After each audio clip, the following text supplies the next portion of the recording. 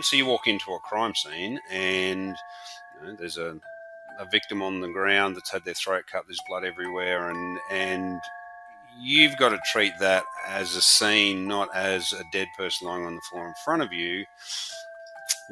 Make the inquiries, look at what you got to look at, pick up the hand, put the hand down, whatever it is that you have to do. That's Steve Longford. He's a former cop and behavioural analyst who spent decades trying to think like a crim and help police stay one step ahead. When a major crime happens, detectives need an idea of the type of person to look for. That's where Steve's expert psychological training comes in. He lent his hand to the Childers backpacker fire arson attack and the devastating Bali bombings that saw 88 Australians lose their lives. He's even grown his goatee and gone undercover to collect intelligence on the bikies. It's certainly an impressive career. But it wasn't necessarily planned that way. Actually, getting into the police was an alternative to becoming an apprentice electrician, to be frank, and being able to wag school, go and do some tests. At that time that the police did. So it was a surprise to me that we got in there. Plus, it paid better than an apprenticeship and it got me out of Toowoomba. It was just an opportunity to get out. But once I got there, it was initially a very good fit for me in terms of structure and what the job was about and the opportunities that it presented. So, like most coppers, the first, I think, roughly 6 or 7 years was about uniform work and banging around in places around Queensland. It was fabulous. When Steve had paid his dues as a constable, he began to specialise in intelligence work, getting the lowdown on what crooks were doing and feeding it back to detectives. Started early in the intelligence field when that wasn't so cool and funky. Spent a lot of time hanging out with bikies, which was fun and interesting. Does that mean you went undercover as a bikie? What then we call covert intelligence gathering. So yes, we'd grow our goatee and have our long hair and stick a gun down our pants and ride a bike around shows and see what we could collect on what they were doing. It's a bit of a different proposition these days, but back then that was how it was done. You've got to be a good actor, I'm assuming, because if you're caught out, I'm imagining you can put yourself in a pretty dangerous situation. Yeah, let's be clear. I wasn't undercover in terms of covert operatives. That's a different gig. My stuff was a bit shorter term than that. Those guys operate a lot differently. But in short, yes, you have to be able to, I guess, tell people lies and do it convincingly. But I think it's more being able to keep track of your story and backing yourself. It is definitely a confidence thing, and it is about being able to compartmentalize in your head what you're doing right now versus what your job is, and really forgetting about that being your job and going there and being part of the group. And I mean, it was that compartmentalization that I had to use later on in the violent crime sector as well. And I don't think it's something that everyone can do very well. Talk to me more about that. So compartmentalizing in the violent crime sector, is that, do you mean in respect to, you're dealing with these kind of, pretty hideous scenes every day and being able to switch off? Is that what you mean? Or Switch off's probably not the right term. It's about being able to do the job at that point in time. I mean, now they'd probably call it mindfulness, but really it's about being right there, right then. So you walk into a crime scene and there's a victim on the ground that's had their throat cut, there's blood everywhere, and you've got to treat that as a scene, not as a dead person lying on the floor in front of you. Make the inquiries, look at what you got to look at, pick up the hand, put the hand down, whatever it is that you have to do, and then do that in a way that allows you to be prefrontally engaged so that you're asking the right questions and thinking about the right thing. But just doing your job when you're faced with a dead body can be easier said than done. I don't think I ever had a problem with the smell of decomposition or bodies or things like that. You never forget those smells, but they weren't a thing that worried me at the time. Later on, when you've left the scene and you get in a car or something and you smell your clothes, you realise that was awful. But at the time, it's not something that you really think about. as someone who thankfully hasn't smelled on, what does a dead body smell like? It depends how dead they are. There's a difference between the smell of blood, just a blood scene, and what that smells like versus putrefaction or decay. So the worst ones obviously are when they come out of the water or when stomach cavities are pierced and things like that. But it's a people will describe it differently, and I think that's the same way someone will describe, say, a wine differently. It depends on what your olfactory bulb's anchored to. It's the only sense that we have that sits in the old brain, smell. So that's why we so tightly anchor memories to that, whereas all the rest of our senses sit more out in the neocortex. So you don't forget it. After becoming a detective, Steve got training in criminal profiling, which is now called behavioural analysis. It's how criminals think, why they do the things they do, and how their psychology can be used against them. I had read a book called Black Friday by a guy called Thomas Harris, and that was the sort of first insight into behavioural analysis that I'd had. He went on to write Red Dragon and Silence of the Lambs.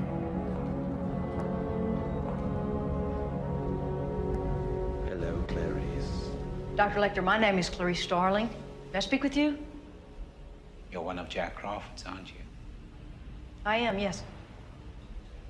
May I see your credentials? So what is criminal profiling? Okay, so let's take the opportunity to get away from that term because it's pretty inaccurate. The term was coined in the US, and it was a great introductory term. It was a great way to conceptualize what the analysts were doing. Now you would probably more accurately call it criminal investigative analysis or behavioural analysis. And how is it used in practice? One of the things that I think it's important to understand is that detectives don't investigate crimes. They don't investigate companies. They don't investigate gangs. They investigate people. So it always comes back to a person. And so what this discipline did was to recognise that and say, hey, we need to try and understand the behaviour of the individual when they're in the crime scene, or we need to understand what they were thinking when they were doing this sort of stuff, because that will then point us in the right direction to go and look for the sorts of things that will help us put a brief together so we can put this person before the court, or in some cases to catch them to start with. So it really is the case where it's saying, how does this person's behavior that we're trying to read in the scene reflect what they were thinking? Because if we can understand what they're thinking, then we can understand the decisions they make, and that might point us in a different direction than what we were thinking or what's really obvious. And it's why this technique sort of has a limited span of offences that it works for. That's the other big deal here. It's not something that you use for everything. You really have to have this high internal motivation or psychological component to the offence for this to work. So when I was running the violent crime unit in Queensland, we really were only interested in serial sex offences, homicide, kidnap, extortion, arson. That's it, because they were the crime types that lent themselves to this type of analysis, whereas breaking into cars or breaking into houses doesn't lend itself to the technique as much because there's not that strong underlying psychological component to the offence. It's not as interpersonal. Wherever you see someone interacting with inanimate objects, or which a house or a car is, there's no engagement, there's no interaction, so there's nothing to read, so to speak. Whereas, in an extortion or a kidnapping or an arson, there is this underlying principle of interaction that we're trying to analyse and understand. One of the better known crimes Steve turned his attention to was the Childers backpacker fire. On the 23rd of June 2000, 15 backpackers were killed. 10 were injured and more than 70 had their lives forever changed.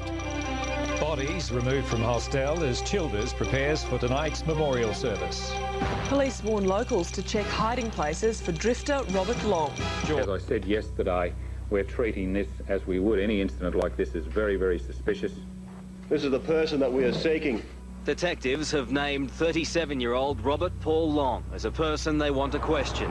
It's taking approximately somewhere between an hour and a half to 2 hours to remove each of the bodies. So let me start by saying arson is hard. Arson is probably one of the most difficult offences to investigate for two main reasons. The first reason is a lot of the evidence is consumed in the act itself. So, we have some pretty incredible technicians now that are able to assess an arson scene and reverse engineer it in terms of chemical composition and, the way the fire's moved and what's happened there.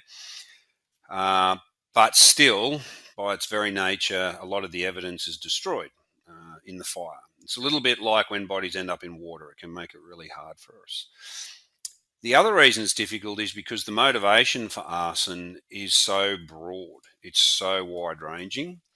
And it's not this typical, hey, everyone who's involved in an arson wants to sit and watch stuff burn. So let me give you an example. Let's contrast two pretty decent arsons that I got to work on.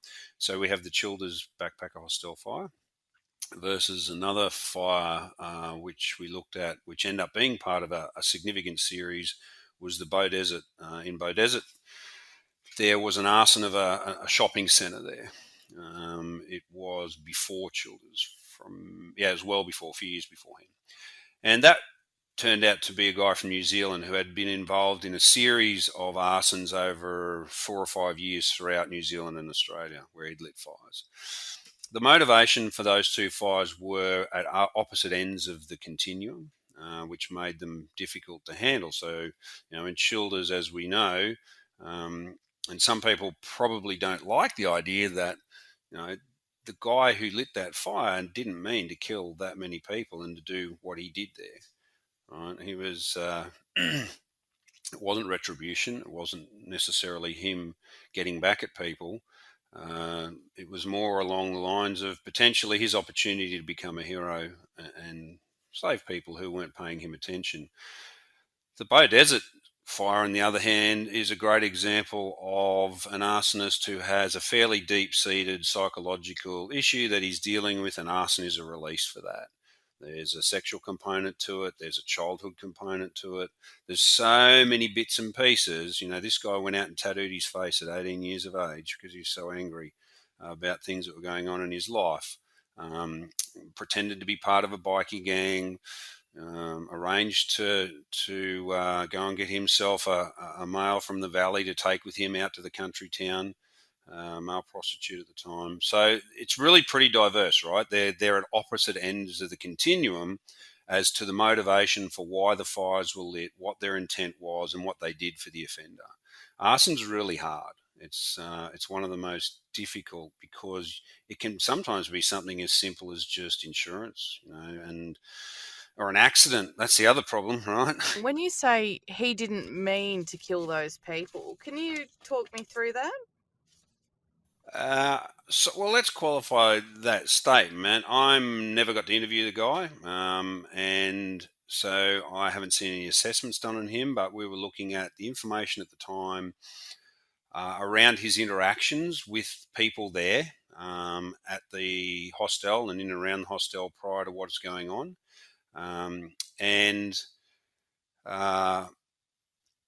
Sometimes when individuals engage in this sort of behaviour, the underlying motive's not really what they, or it doesn't play out the way they expected it to. So, drawing on my memory of that job, there were some strong indications that, one, he wasn't exactly the most likable and, had the strongest personality and a lot of charisma, but he did like attention, and he had all these people in and around both the hostel and the town that didn't pay him much attention. And so, of course, if you think about what it would be like if there was a fire and you were the person who saved a whole lot of people by, getting them out of trouble, that in your mind, that's not a bad idea when you're sitting there with a few beers under the belt and you're thinking, wow, that could happen. And if I saved them, all of a sudden I would become that hero.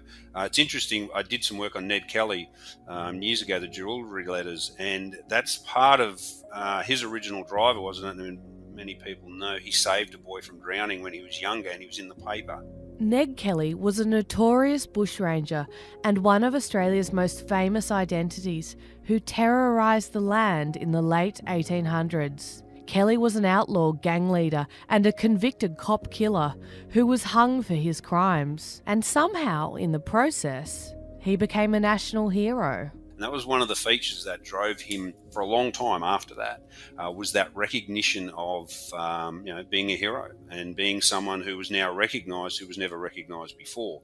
But it goes bad when a door's locked that maybe you didn't know about or shouldn't have been locked, or the fire moves much faster than what it should have. And that place, it was a tinderbox, and the fire moved incredibly rapidly. And when we looked at the scene, you could see that there was some incredible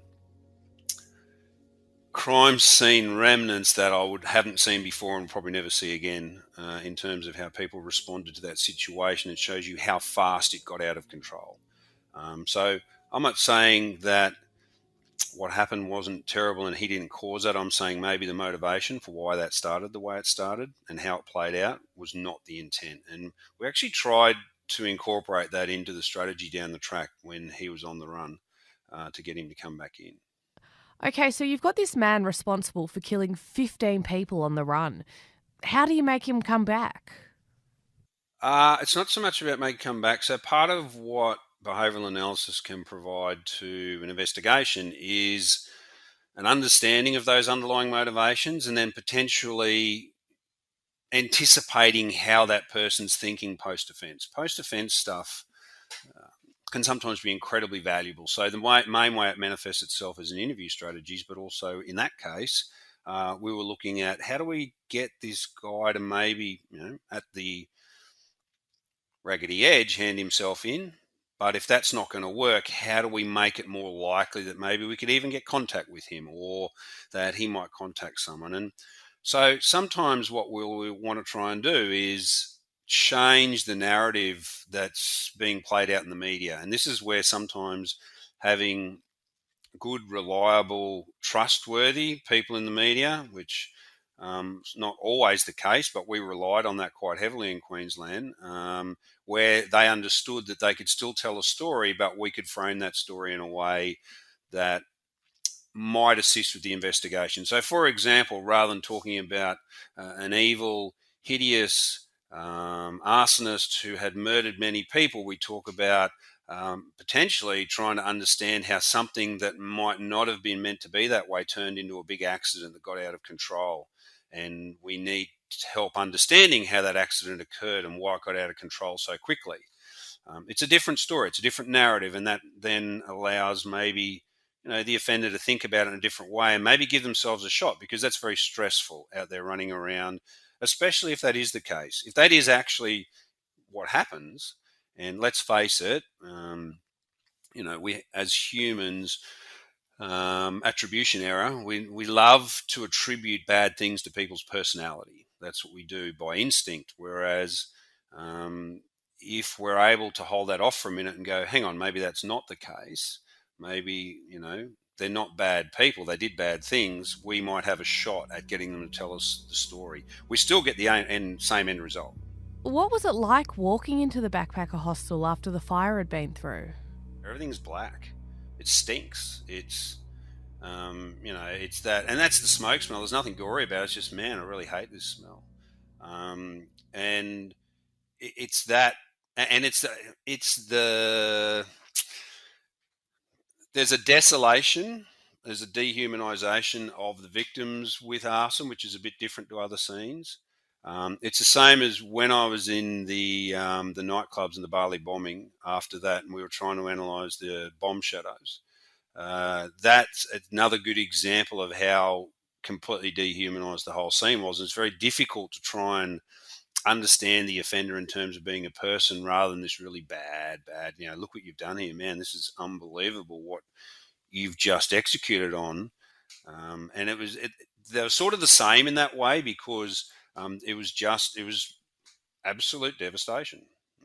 It's very, very different to, a murder scene or, a suicide or something like that. For certain jobs, they would hold the scene until I had been into the scene. So what we mean by that is they would try and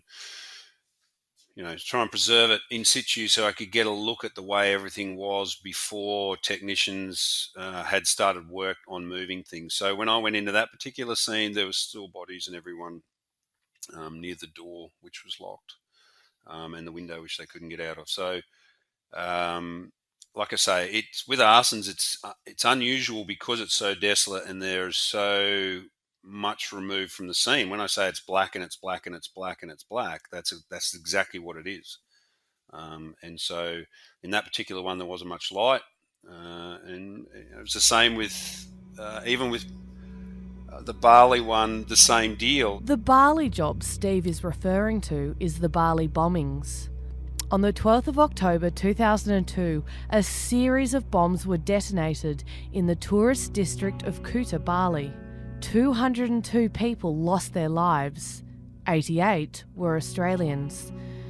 The bombs were detonated by members of violent Islamic group Jamaah Islamiyah. It was not a lot of light, and it was very oppressive. The heat with that one as well, the same with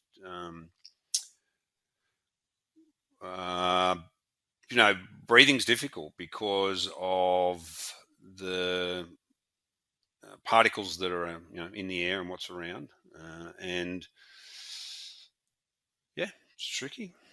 When I was in the nightclubs and the Bali bombing after that, and we were trying to analyse the bomb shadows, that's another good example of how completely dehumanised the whole scene was. It's very difficult to try and understand the offender in terms of being a person rather than this really bad, look what you've done here, man. This is unbelievable what you've just executed on.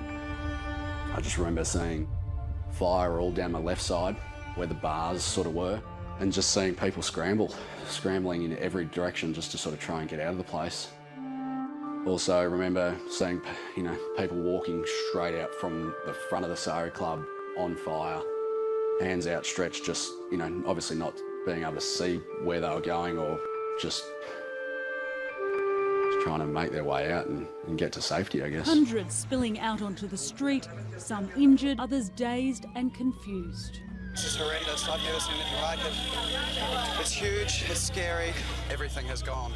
Steve had some contacts in the Indonesian National Police, so when the terrorist attack happened, they were straight on the phone. So they rang me, I flew over,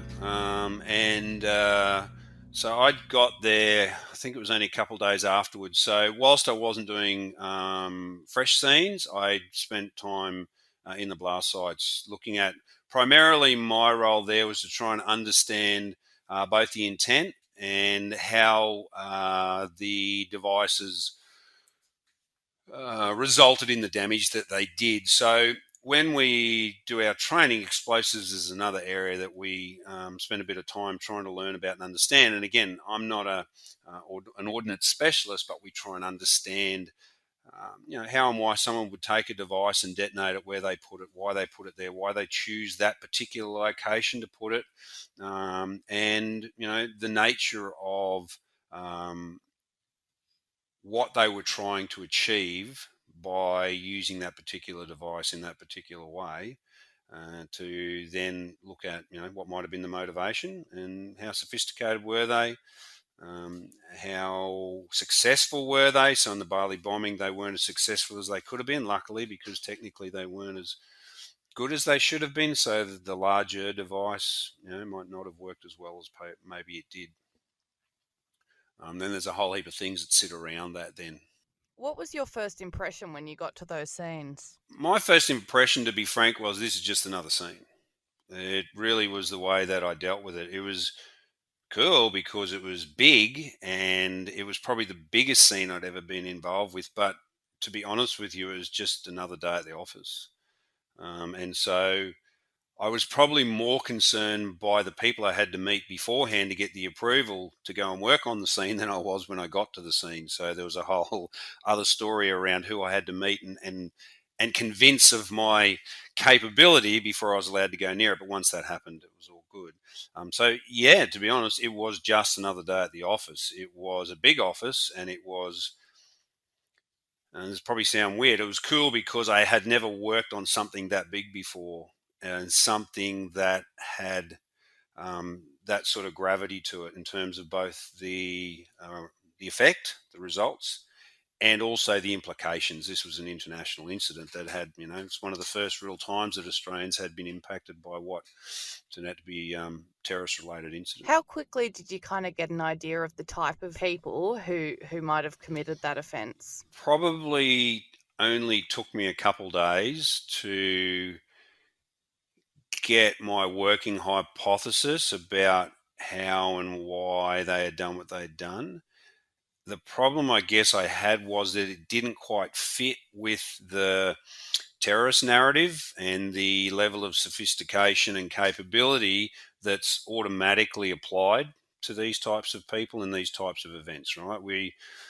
If we watch a lot of Homeland and TV shows like that, then all terrorists are well trained, sophisticated, capable, have heaps of resources, and execute their plans perfectly.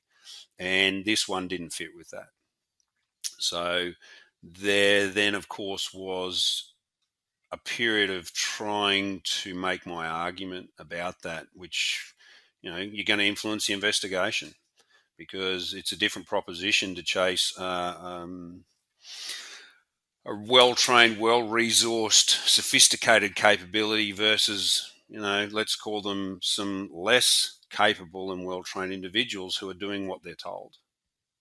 Two different investigations. Paint the picture of the type of profile you kind of drew up for the perpetrators of the Bali bombings. Yeah, I didn't do a profile, and people would be surprised how often this thing called a profile, right? Which again it's a nice idea and it's great for telly.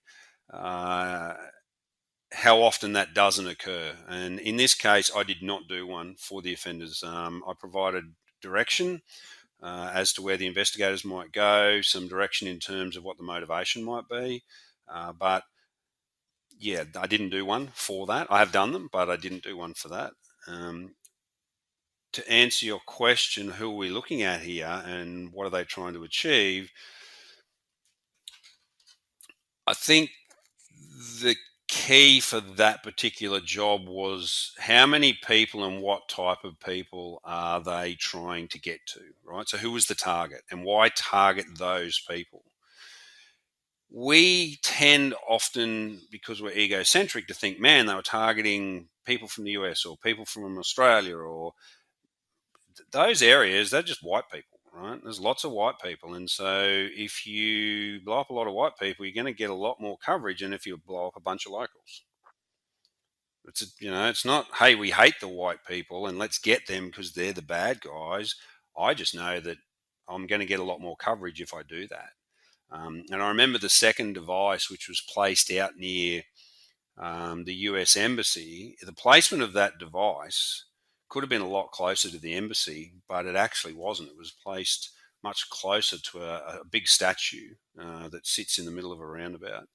And so, yeah, we didn't do a profile as such, but what we tried to do was to give them an indication of who they should be looking for, as opposed to the technicians versus the masterminds, so to speak, right? Who are you going to chase? Again, we tried to look at it from the point of view of the behaviour and the motivation, not us versus them, because that's one of the things that we do find is it becomes, they're the bad guys and we're the good guys, and we have to go after them because they're evil. And what we're trying to do in this role is to not take that approach. One of the explosives was a suicide bomber with a backpack mounted device that exploded. What is the psychology of a suicide bomber? You're asking the wrong person. It's a little bit like an arsonist, right? There's a lot of ways I can potentially get someone to do something that to you and I seems illogical. Because it does, right? It seems illogical to go and strap a device to your body and go and walk into a room of people and detonate it on so many levels. And I remember seeing a guy speak once at a conference who had interviewed at that time probably more failed or desisted suicide bombers than just about anyone else in the world. And he questioned the idea of radicalization as a stable methodology for supporting that type of approach. And part of his argument was that when he spoke to these guys who had either desisted of their own volition or had failed because of equipment failure and malfunction, that one of the most common reasons that they desisted or were happy it failed was because they realized this is stupid. It's just silly. Right? They became scared. They didn't want to die. That's why making assumptions is the enemy of a good crime investigator. As Steve points out, the person responsible is not always the most obvious culprit. Who do you think poses a greater risk in real threat terms? A 17-year-old disenfranchised male who has moved to a new country and adopted a religion and been radicalised, or a 36-year-old male who has terminal cancer, knows he's going to die in 6 months and will be paid $500,000 to his family if he effectively detonates this bomb? I'll tell you who I think's more dangerous, who's more likely to execute. These days, Steve has left law enforcement and runs his own company called New Intelligence, which teaches organisations about psychology and human behaviour. His courses cover reading and influencing people and detecting deception. Of course, he still dips his toe into law enforcement by running training in threat assessment and interview strategy. In fact, while we've been carrying out our conversation, Steve has been silently analysing my interview technique. And I often talk about journalists, right? So, I've met quite a few and dealt with quite a few in my time. And you guys are the masters at the silent pause after you hear a question, an answer, right? That's the technique. They must just go, this is all you got to do. And it works, right? It works really well. It's just a habit that you get into as a journalist. But as a journalist, often your intent and your strategy is quite different, right? Most of the time, you're getting people to tell you things they're prepared to tell you. You make an error if you don't get me to give you everything I'm willing to give you. And so we have a continuum in interviewing, which starts down one end, says, at the bottom end, there's everything that I will tell you, I'm willing to tell you. In the middle of that continuum is stuff I might tell you. And at the end of that continuum, there's things I will not tell you. Right? So as an interviewer, you're trying to move as far up that continuum as you can. And then you'll hit a point where it's, I will not tell you this. I just won't. There's nothing you can do. Okay, so understanding that's important. As a journalist, you're pretty much playing in the space of I will tell you and I might tell you. Right? You'd like to think you're going to get to the I won't tell you that, right? But you're not really chasing that. Whereas if I'm sitting here and I want someone to confess to a crime, I've got to figure out whether that's in the I'm not telling you that ever, which we've had. We've had guys that are sitting in jail for 25 years and they're saying, I did not do it. I'm never going to say I did it, ever. I don't care what you do to me.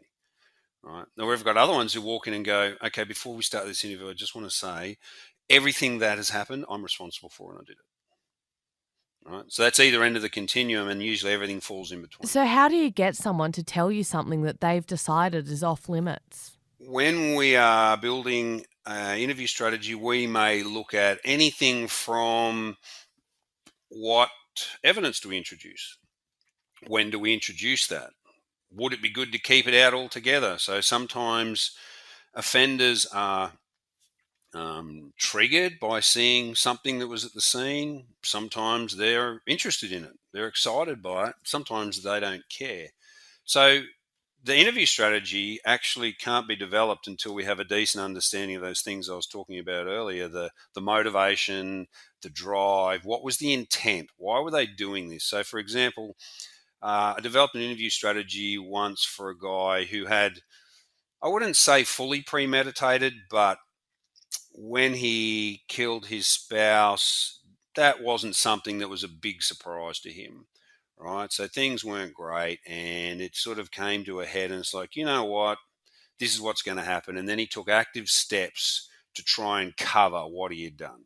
Okay, so he then went out and orchestrated a whole heap of moves and did some things that really was designed to cover up what had happened. So he'd actively sought to extricate himself from that, as opposed to another guy who had murdered his spouse, which was a result of a big blow up and a big fight, and he was really hurt because of her infidelity, and boom, and it just blows up, and then it's sort of part him doing it, it's part accident, and then he goes and disposes of the body in a way that's completely ad hoc and not very well thought out, but just got lucky. And so he's really stressed for him, waiting for someone to notice she's missing because he can't report her.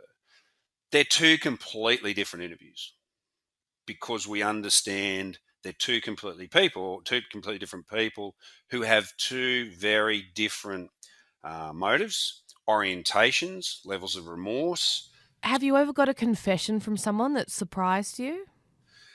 We were asked to look at the statements of a couple who had brought an infant to the hospital, and the infant had some injuries that had clearly been inflicted on it, and it wasn't accidental. Okay, we were asked to look at the statements of the two people coming to the hospital, and at that point in time, they were basically saying someone must have got into the house and done this. It's not us.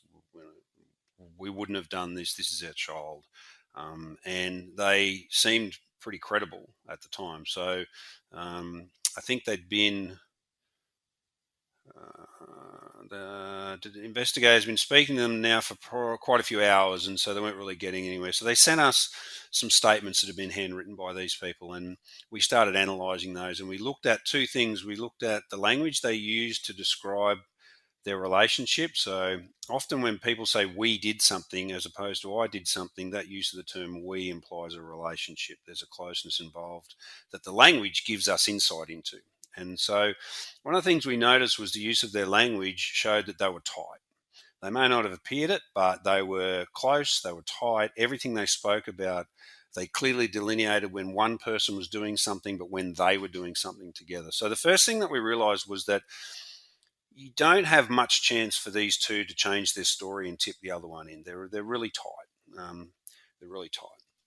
And then we looked at the language, and we noticed the difference in a statement between one of them was describing the injury and the other one described a wound. And so for us, that said they had two different orientations, right? An injury is something that occurs. A wound is something that's inflicted. And so that showed us some leakage that maybe showed that one of the two had different knowledge about how the thing had occurred.